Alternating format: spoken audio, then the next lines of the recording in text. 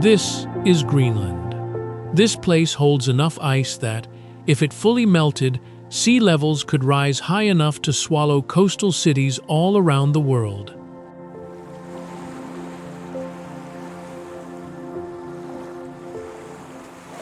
And yet, across one of the coldest, largest landmasses on Earth, fewer than 60,000 people live scattered across a world that's almost entirely white.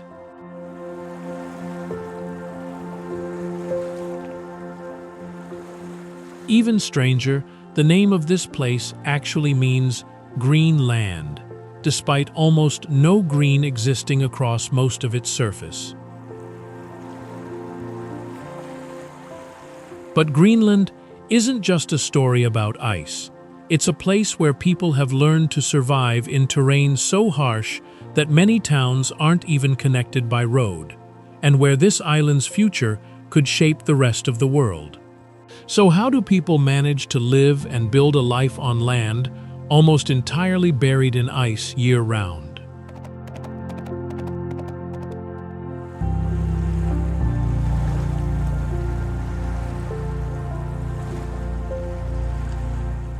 Greenland covers a total area of more than 2.1 million square kilometers, the world's largest island, though it isn't classified as a continent. Roughly 80% of that land is buried under a massive ice sheet, reaching nearly 3,000 meters thick in places, thicker than the height of many mountains. If you've ever looked at this territory on a standard world map, you've probably been misled. On the most common map projections, this frozen land appears nearly as large as all of Africa. In reality, though, Africa is actually 14 times larger than Greenland.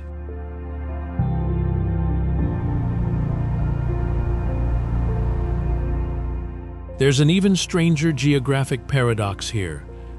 Purely by location, this remote territory sits squarely on the North American continent. Its nearest neighbor is just 26 kilometers away, in Canadian territory. Yet politically and historically, it's remained closely tied to Europe, through Denmark, for centuries. Because it sits right on the Arctic Circle, many parts of this self-governing territory experience a sun that never sets throughout summer, and darkness that lasts around the clock through winter.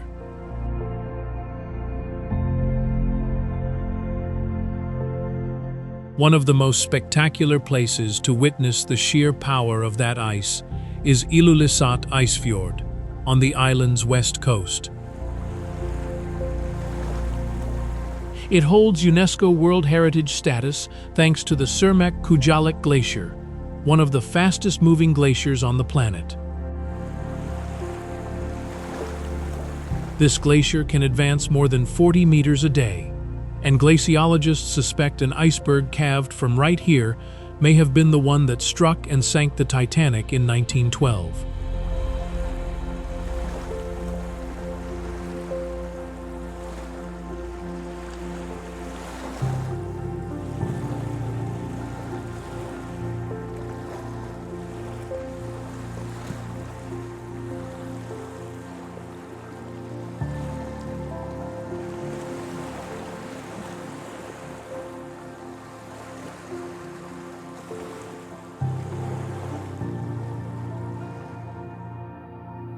People first arrived here roughly 4,500 years ago. The earliest inhabitants were ancient hunting cultures who relied on the tundra to survive. Later, around 1200, ancestors of today's Inuit, known as the Thule culture, migrated in from Alaska and Canada, bringing sled dogs, kayaks, and harpoons with them. Yet around that same time, an entirely different group also arrived on this island, the Vikings. Around 982, a man named Eric the Red was exiled from Iceland for murder. During his 3 years of exile, he discovered this new land. And he pulled off what may be history's most brilliant marketing move, naming this icy land Greenland, simply to lure more settlers into joining him. The trick worked. The Viking settlement grew to several thousand people at its peak, complete with its own churches.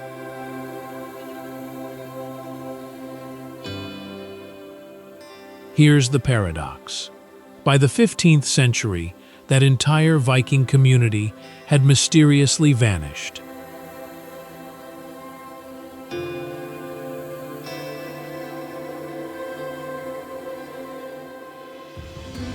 Scientists still don't have a definitive answer. It may have been climate shifts during the Little Ice Age shortening growing seasons, the collapse of the walrus ivory trade once African ivory returned to European markets, or soil erosion from overgrazing. Here's a striking irony worth sitting with. The very conditions that wiped out the Vikings, who relied on farming, were conditions the indigenous Inuit had already learned to live with in harmony for hundreds of years.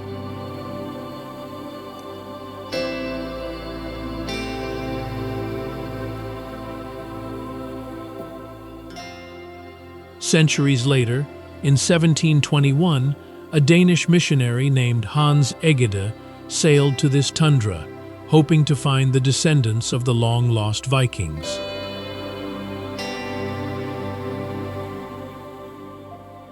The problem was, he found no Vikings at all, only the indigenous Inuit, still living there as they always had.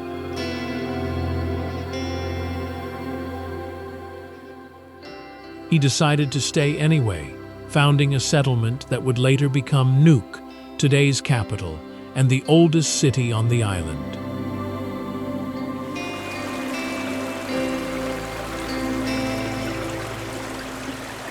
For centuries afterward, Denmark held a total monopoly over all trade in Greenland, effectively sealing the island off from the rest of the world. The path towards self-governance only truly began in the mid-20th century. In 1953, Greenland was formally incorporated into the Kingdom of Denmark. By 1979, a referendum granted Greenland home rule over education, healthcare, and fisheries.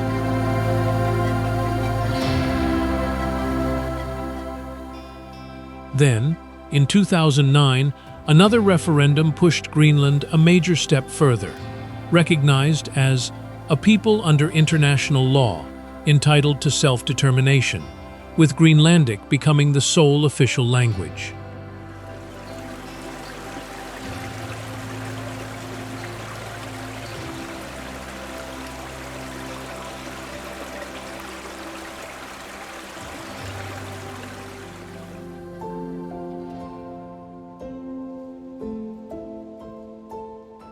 Perhaps never before in recent history has such a small territory drawn this much global attention. Starting in 2019 and resurfacing even more forcefully in 2025-2026, U.S. President Donald Trump repeatedly expressed a desire for the United States to acquire Greenland, citing strategic Arctic security concerns. Greenland's March 2025 election was subsequently seen as an unofficial referendum on the issue. The surprise result favored a moderate party, supporting a gradual path to independence, rather than a rushed one.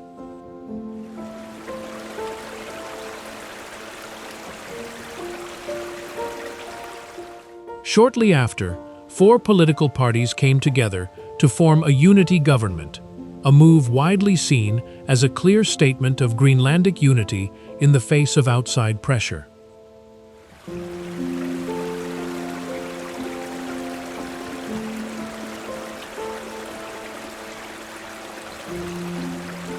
Greenland's strategic position is closely tied to Pituffik Space Base, the northernmost installation of the U.S. Department of Defense, sitting more than 1,200 kilometers inside the Arctic Circle. It operates an early warning radar system, playing a key role in North America's missile defense network.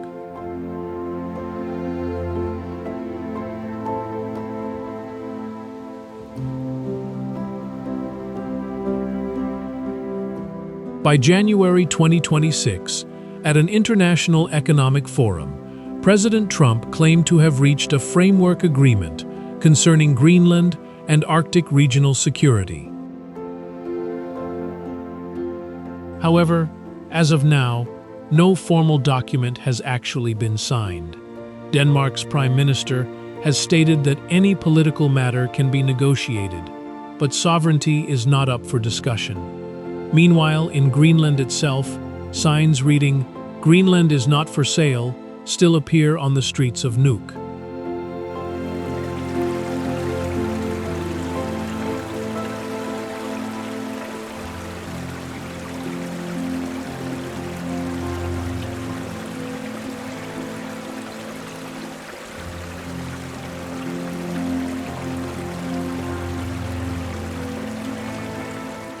Greenland's economy relies almost entirely on a single industry. Seafood, mainly cold-water shrimp and Greenland halibut, accounts for roughly 90% of the country's total exports.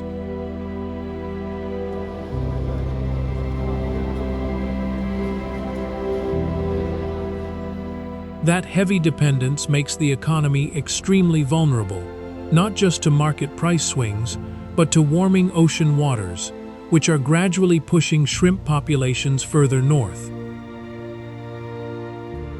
Alongside that, Greenland still receives an annual subsidy from the Danish government. That subsidy accounts for roughly 20% of the country's total GDP, one of the biggest obstacles standing in the way of full independence.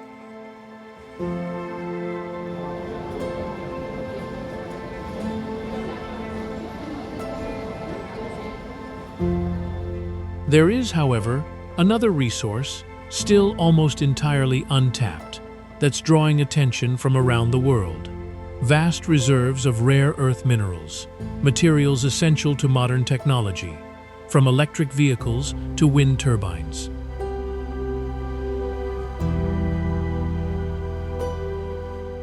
It's precisely that strategic value that has placed Greenland at the center of the geopolitical rivalry we just described.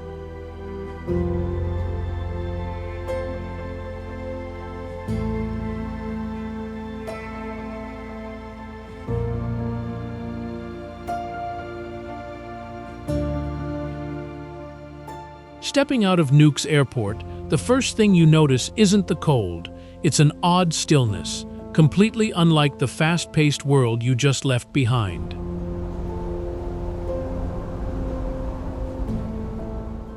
Nuuk is the world's northernmost capital, yet home to only about 18,000 to 20,000 people, roughly the population of a small town in many other countries.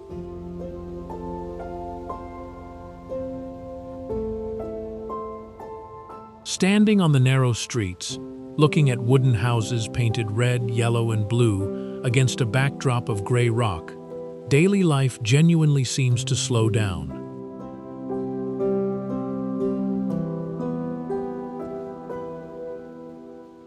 If you're lucky, you might get invited to a kafemik, a traditional gathering built around coffee and cake, usually held to mark a birthday, a baptism, or a wedding.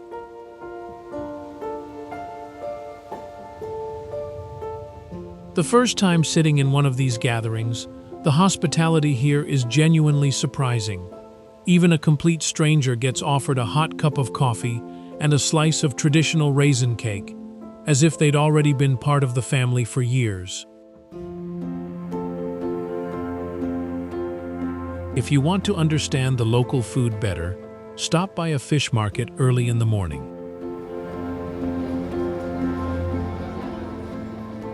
Greenland's national dish is called suasat, a stew made from seal, whale, or reindeer meat, simmered with onions and potatoes. Honestly, tasting metek for the first time, raw narwhal skin and blubber, comes with some hesitation. And yet, the light crunch and rich, never greasy flavor makes it immediately clear why this dish has survived for generations. It might just be the true taste of the Arctic.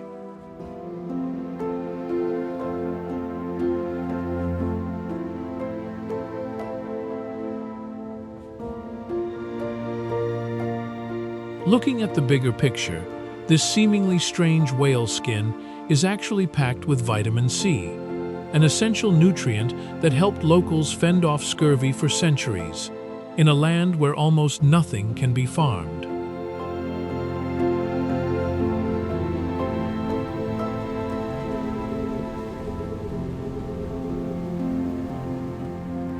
The Greenlandic language, kalaallisut, is just as fascinating.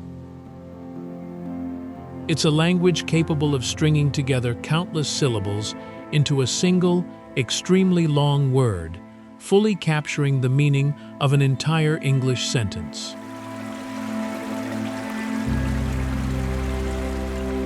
The Greenlandic word for computer, karasasiak, translates literally to artificial brain.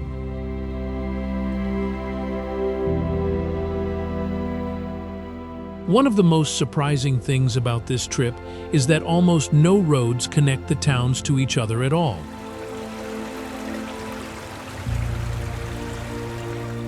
All of Greenland has just 3 traffic lights, all of them in Nuuk. Getting between settlements requires small planes, boats, or dog sleds in winter.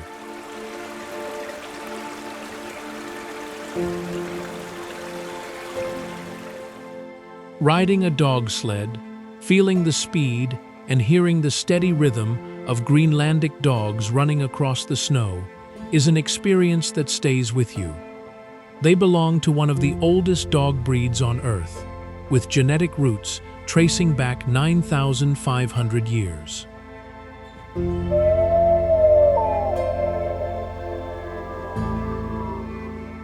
In some northern villages, sled dogs actually outnumber the human residents.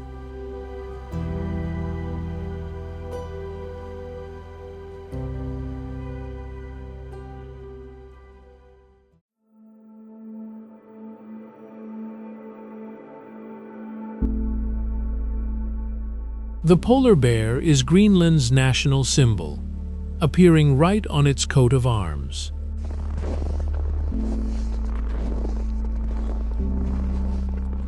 But because these animals mostly live out on offshore sea ice, actually spotting one in the wild is far rarer than most people assume.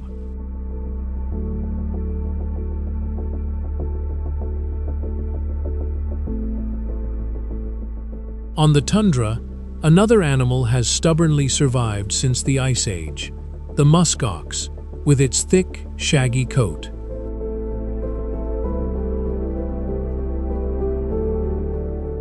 Greenland is now home to roughly half the world's entire musk ox population, a species that's endured for about 200,000 years, outlasting even the woolly mammoth.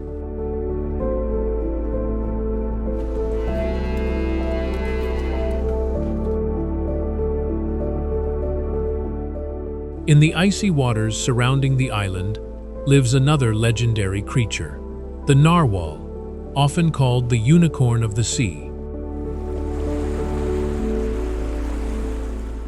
Its signature spiraled tusk is actually an elongated tooth, reaching up to 3 meters long and packed with millions of nerve endings.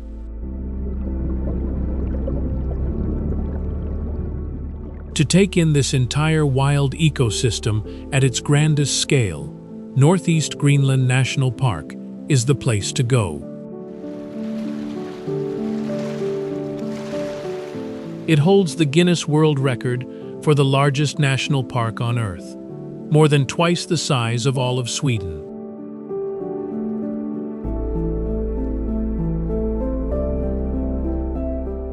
The reality behind that raw beauty is different. Greenland is facing one of the clearest signs of global climate change.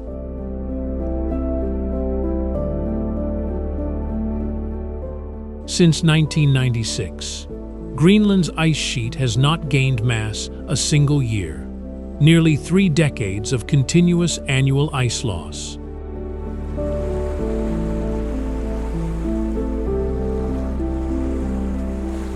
For indigenous hunters, that shift isn't just a number in a scientific report.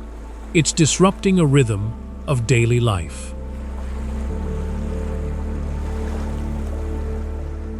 They've traditionally timed their hunts to an ice calendar, waiting for the sea to freeze solid enough to travel across, or thaw enough for boats to head out.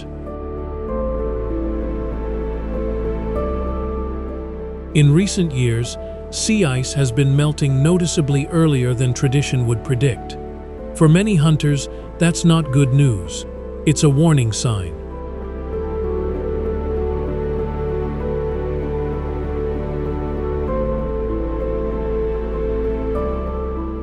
At the same time, melting ice is opening up entirely new Arctic shipping routes, passages that stayed permanently frozen for thousands of years. Some of these routes could shorten cargo shipping distances by thousands of kilometers compared to traditional paths, though for now, they're only navigable for a few short weeks each year.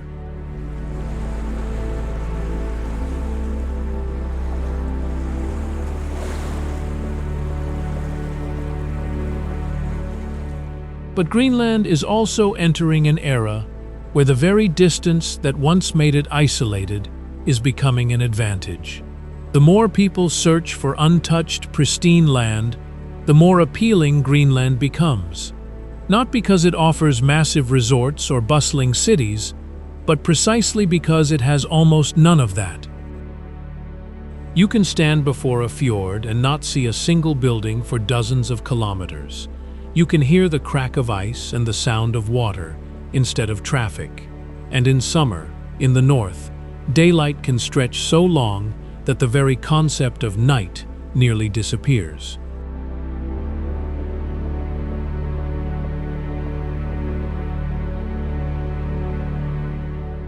That is Greenland's final paradox. A place once considered one of the most isolated regions on the planet is now being connected to the world faster than ever before. Planes are bringing in tourists, minerals are drawing the attention of world powers, and melting ice has scientists tracking every change. And communities that once lived in near total isolation now face a defining question. As Greenland becomes increasingly known to the world, can it open itself up without losing what makes it Greenland?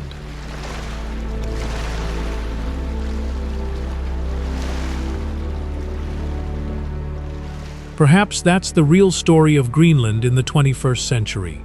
Not simply a land covered in ice, but a place standing between two worlds, between isolation and connection, between tradition and modernity, between a distant past and a future the entire world is now beginning to pay attention to.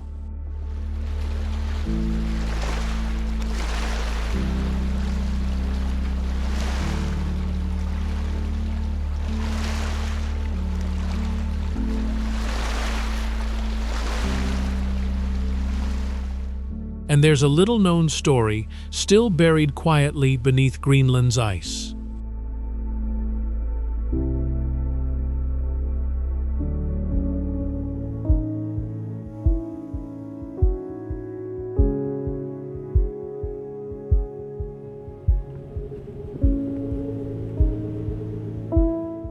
In 1959, the U.S. military secretly built Camp Century, a fully functioning city under the ice, complete with a tunnel network and even a mobile nuclear reactor for power.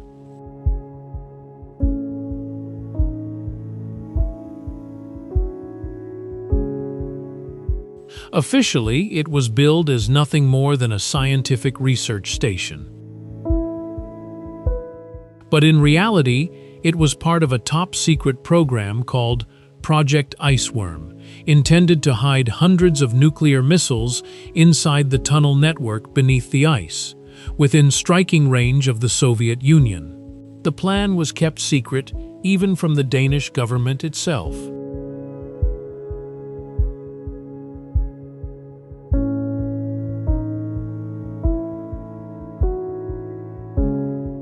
Constantly shifting, deforming ice eventually caused the tunnels to collapse. The base was abandoned in 1967, with all its waste and fuel left behind, based on the assumption that snowfall would bury it forever.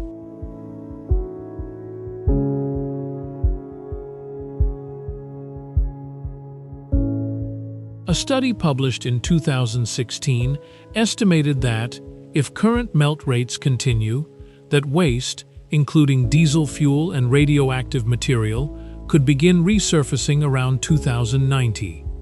That remains a projection based on scientific modeling, not something that has actually happened yet.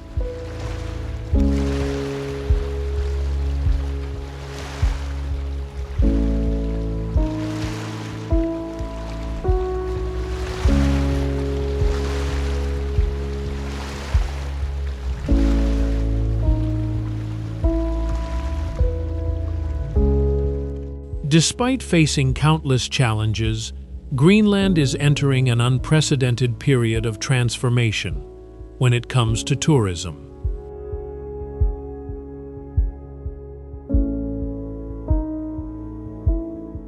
In late 2024, Nuuk's new international airport officially opened, allowing wide-body aircraft to land directly, something that was nearly impossible before.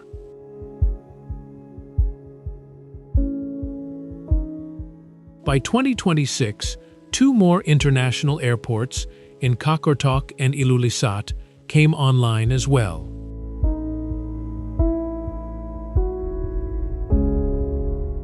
In mid-2025, the first direct flight in history from the United States to Greenland officially launched, bringing thousands of American tourists to a capital city of only about 20,000 people.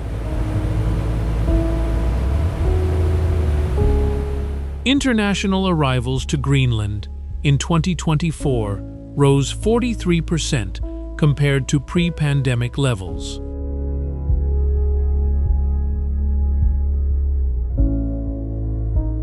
To balance this growth opportunity with protecting its cultural identity, Greenland recently passed its first-ever tourism law, introducing permit requirements and a visitor tax.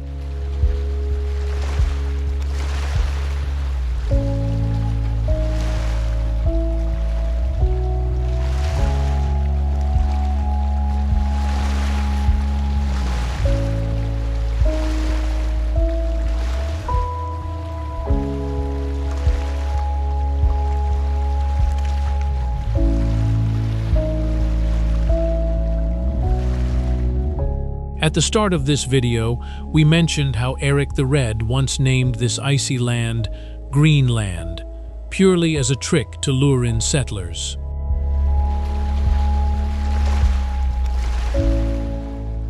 Over 1,000 years later, that name has never really matched what you actually see.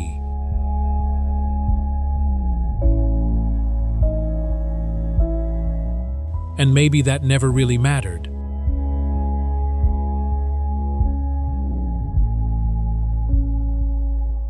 Because Greenland didn't need an accurate name to become what Inuit hunters have called home for thousands of years.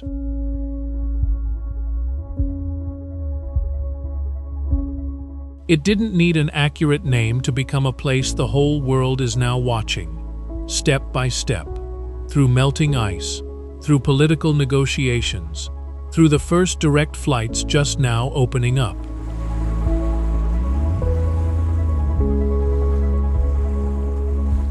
Maybe a place doesn't need to live up to its own name, to still mean something to the people who chose to live there.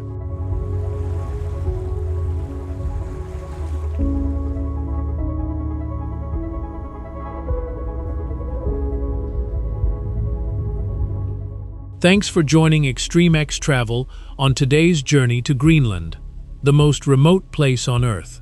Drop your thoughts in the comments below, and don't forget to subscribe to keep exploring the world with us.